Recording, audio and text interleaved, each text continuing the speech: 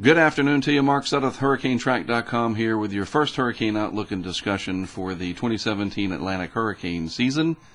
It is June 1st, 2017, and that means it is time for the off-season part to go bye-bye. It is now hurricane season, and with that being said, let's take a look at what's going on out there in the eastern Pacific. We do have Tropical Storm Beatriz down here just off the coast of Mexico, and it's going to make landfall in the next few hours down here on the Pacific side. Obviously, looking at the animated visible satellite shot, pretty good fetch of moisture coming into a somewhat ill-defined center. If this had more time over water, it might organize a little bit more, and you can see that the moisture plume extends onto the other side of the landmass here into the Gulf of Mexico, where maybe something will try to develop in this area in the next few days. There is somewhat favorable winds aloft around this area, but it's not ideal. I think the main issue is going to be, certainly for Mexico, is the continuation of heavy rainfall, especially through this region, and that cannot ever be underscored enough. It needs to be emphasized more and more, and you're going to hear that a lot from me this year, that rainfall is absolutely one of the weapons of tropical cyclones, and this needs to be taken seriously. So we'll watch and see what happens as some of this energy tries to migrate across and eventually may try to form something over here in the Gulf, but it wouldn't be too strong of a system, maybe weak low pressure, sheared, and certainly a rainmaker. So you folks along portions of the Northwest Gulf are going to want to keep an eye on that, and I'll talk about it tomorrow and every day until it's gone. All right, here's the track map from the National Hurricane Center. I really like these new versions of the tracking maps from them. Here we see it coming inland over the next day or two, tonight into tomorrow, and then it'll die away over the somewhat rugged terrain down here. It's not flat like we see in South Florida as an example. And then, like I said, we'll see what happens. Maybe the Hurricane Center will discuss the possibility of some kind of formation from the leftovers of this system on the Atlantic side, the Atlantic Basin, that is, which does encompass the Gulf of Mexico, the Bay of Campeche, if we want to be proper about the geographic location down here. So we'll watch it and see what happens. The anomalies map for today, the first day of hurricane season, there it is. Boy, oh boy, oh boy, look at that. Very, very warm in the deep tropics here, off the east coast of the United States. Pretty cold anomalies up here, by goodness. But this is really, really impressive off the Iberian Peninsula, stretching down across into the deep tropics there. Really something, I haven't seen it this warm in quite some time, especially across such a large area, and really right off the coast of Africa. Some very, if I had zoomed in and looked at these pixels to figure out where they reside on the scale, some of these anomalies in here are easily a degree plus Celsius above the long-term average. Meanwhile, in the Pacific, check it out, the eastern Pacific has a few pockets of cold anomalies showing up, and a little bit of this ribbon of yellow right through here. Bottom line, this isn't filling in with any type of strong positive anomaly, so no El Nino to start the season, and I would have to think that probably no El Nino by the time we get to August. And then you notice, again, off the coast of Mexico here and California, much colder than normal anomalies are showing up there, so that's interesting. Let me get rid of a couple of windows here so that my older laptop here doesn't bog down on me. So I want to show you something. You ready for this? This is March, all right? The second day of March of this year, and this is where we are now. So notice the differences. We lost a tremendous amount of the heat in the eastern Pacific, and boy, watch this area right here as I go back to where we are now. That's really remarkable.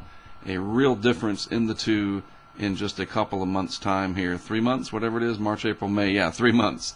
So there it was the first couple of days of March, and then here we are now. So the energy, the heat energy anyway, is focused down here in the deep tropics, cold subtropical Atlantic, Going to be very, very interesting to see what happens this season. I'll talk about that more in detail later on this evening. I'll talk about that in a moment. The very latest in the subsurface anomalies chart updated recently, 28th of May.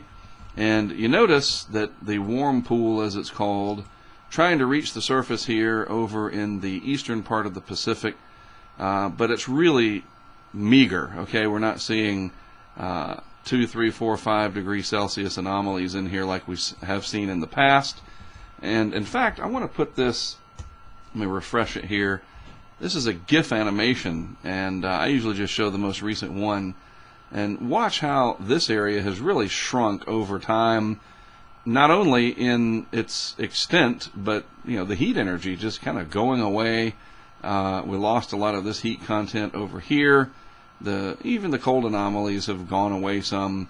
And this is interesting to note, but it'll probably wane away over time, and I don't see that there will be any threat of an El Nino, especially when you consider that a good deal of the tropical Pacific up here at the surface is right where it should be. Okay, maybe just a hair above the long-term average, and even this warm pool that develops here in the eastern third, not that significant overall.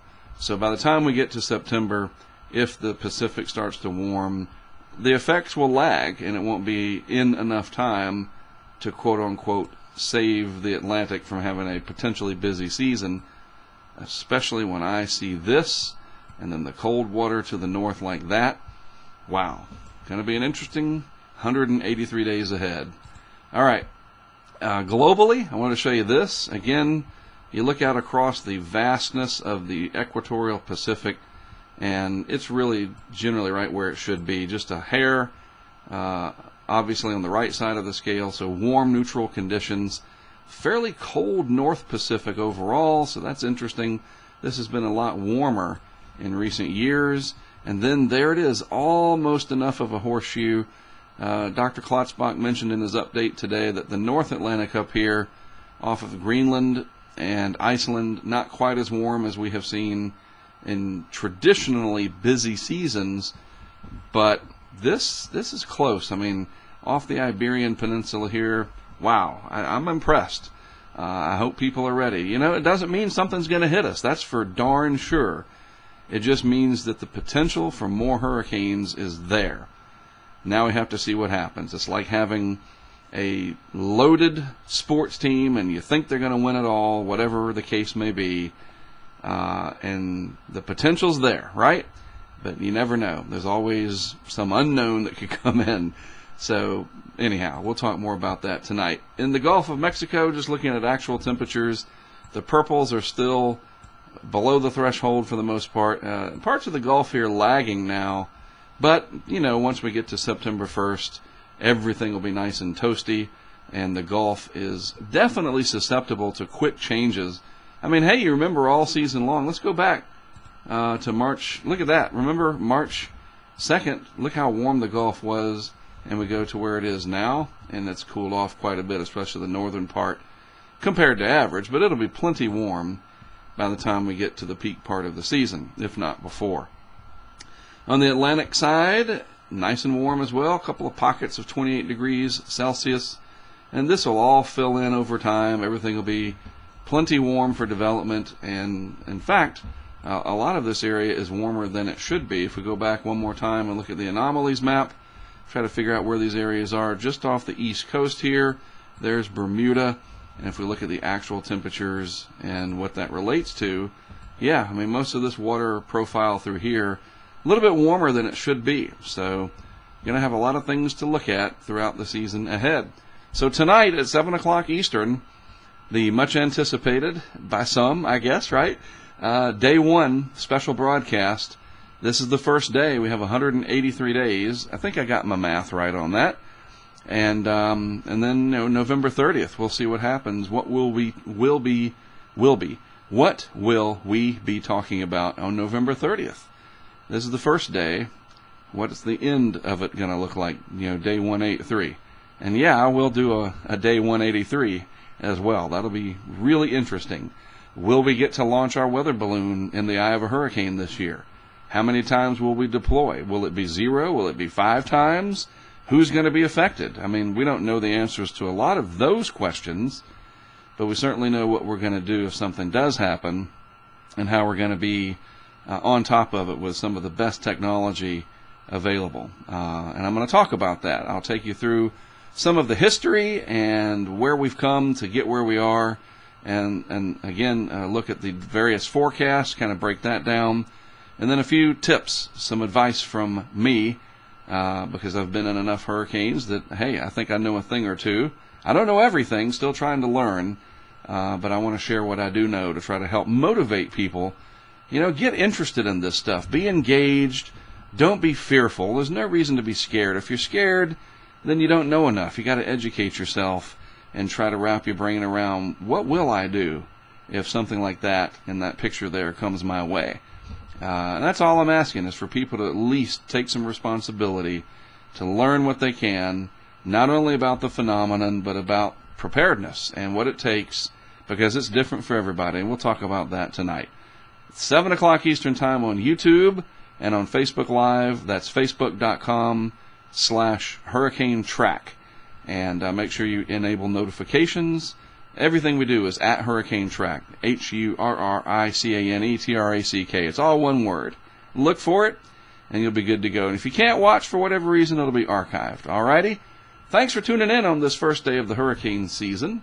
It's good to have you as always. I am Mark Sudduth for HurricaneTrack.com. I'll see you tonight at 7 o'clock Eastern.